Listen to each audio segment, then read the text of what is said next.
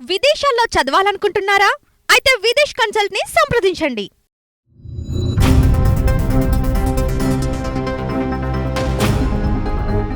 Betting apps promote చేసినందుకు చిక్కుల్లో చిక్కుకున్న నటి సురేఖ వాణి కూతురు బండారు శేషయాని సుప్రీత మనాలిలో ఫుల్ ఎంజాయ్ చేస్తుంది. బెట్టింగ్ యాప్స్ ప్రమోషన్లో ఆమెపై పోలీసులు కేసు నమోదు చేసిన సంగతి తెలిసిందే. సెలబ్రిటీలపై పోలీసులు కేసులు నమోదు చేశారు. వారిని పోలీస్ స్టేషన్కు రావాల్సిందిగా నోటీసులు పంపుతున్నారు. ఈ క్రమంలోనే అరెస్టులు తప్పవనే సంకేతాలు కూడా వినిపిస్తున్నాయి. దీంతో సుప్రీత కూడా మొన్న ఓ వీడియోను రిలీజ్ చేసింది. తాను తెలియక తప్పు చేశానని, బెట్టింగ్ యాప్స్ ప్రమోట్ చేసినందుకు తనను క్షమించాలంటూ కోరింది. ఎవరూ బెట్టింగ్ యాప్స్ జోలికి పోవద్దని, తాను కూడా బెట్టింగ్ యాప్స్ ప్రమోట్ చేయబోనని చెప్పుకువచ్చింది.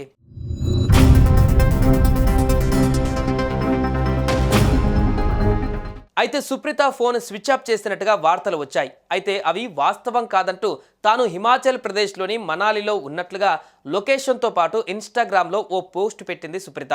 ఇప్పటికే ఆమె అరెస్టు చేస్తున్నారని వార్తలు వచ్చాయి. అయితే దీనిపైన సుప్రీత ఓ వీడియో ద్వారా క్లారిటీ ఇచ్చింది. ఆ వీడియోలో ఆమె మాట్లాడుతూ, హాయ్ అందరికీ నమస్కారం, నేను మీ సుప్రీత. సోషల్ మీడియాతో పాటు టీవీ ఛానల్స్లో నాపై వస్తున్న ప్రచారాలన్నీ అబద్ధాలు. నేనిప్పుడు షూటింగ్లో బిజీగా ఉన్నాను. మీరు ఎలాంటి ఆందోళనకు గురి కావద్దు. Thank you so much all. మీ అందరికీ కూడా నా ధన్యవాదాలు అంటూ చెప్పుకువచ్చింది.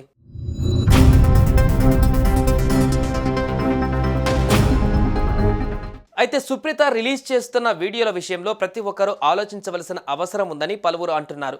ఆమె పోస్ట్ చేసిన వీడియో ఎంత తప్పు ఎంత ఉందనేది చూడాలని అంటున్నారు. ఇటీవల విశాఖకు చెందిన ఓ యూట్యూబర్ బెట్టింగ్ యాప్స్ ప్రమోట్ చేసి జైలు పాలైన విషయాన్ని గుర్తు చేస్తున్నారు. యూట్యూబర్ విషయంలో అంత జరిగినా సుప్రీత మళ్ళీ అలానే చేయడం ఎంతవరకు కరెక్ట్ అనే ప్రశ్నలు వినిపిస్తున్నాయి. యూట్యూబర్ పైన చర్యలు తీసుకున్నప్పుడు సుప్రీతను ఎందుకు వదిలేశారని ప్రశ్నిస్తున్నారు. సుప్రీత చేసింది కరెక్ట్ కాదని తెలిసినప్పుడు ఎందుకు చర్యలు తీసుకోవడం లేదని అంటున్నారు. యూట్యూబర్కో న్యాయం, ఈమెకో న్యాయమా అంటూ ప్రశ్నలు కురిపిస్తున్నారు. కనీసం కౌన్సిలింగ్ కూడా ఇవ్వరా అంటూ కామెంట్స్ పెడుతున్నారు.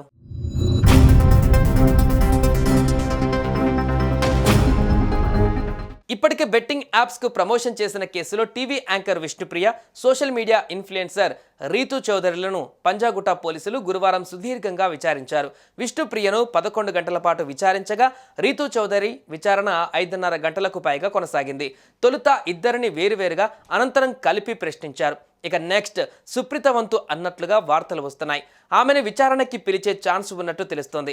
మరోవైపు ఆన్లైన్ బెట్టింగ్ యాప్లకు సంబంధించి తనపై నమోదైన ఎఫ్ఐఆర్ను క్వాష్ చేయాలని కోరుతూ యాంకర్, వైసీపీ నాయకురాలు శ్యామల తెలంగాణ హైకోర్టును ఆశ్రయించారు.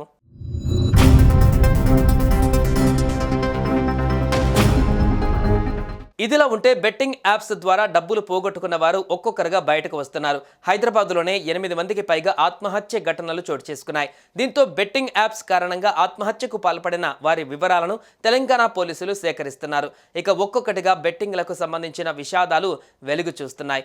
ఏడాదిలో తెలంగాణలో బెట్టింగ్కు 25 మందికి పైగా బలయ్యారు. ఆన్లైన్లో బెట్టింగ్లలో డబ్బులు పోగొట్టుకొని యువకులు ఆత్మహత్యలు చేసుకుంటున్నారు. మొత్తంగా ఈ బెట్టింగ్ భూతం వ్యవహారం పైన ఎలాంటి ఒత్తిళ్లకు తలగ పోలీసులు చాలా సీరియస్ గా వ్యవహరిస్తున్నారు.